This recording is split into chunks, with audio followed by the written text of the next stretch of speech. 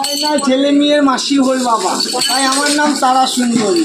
তাকে আমি 9তলায় 6তলার উপরেই বাস করি।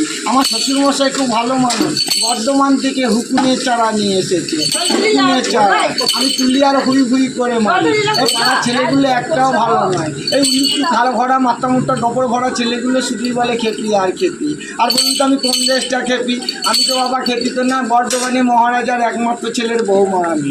তাই আমার নাম দিয়েছে তারা সুন্দরী। যে ড্যাং ড্যাং ড্যাং জামা এসেছে, রে ধানকে আবার ডাব্বাটা পেটে ফেলেছে, রে পান খেয়েছি বিস্কুলেছি করবো না কি চুলা।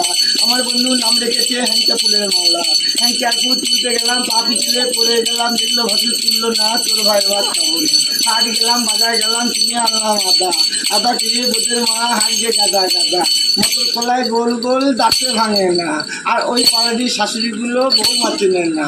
বুঝে নাম নিয়ে খাল ভরা ময়দানকে দেখতে দেখাম ভিড় ভিড় করে তাকাইছে। বুঝে দিগ্জাং তাও বল। হ্যাঁ ভালো আছে তো?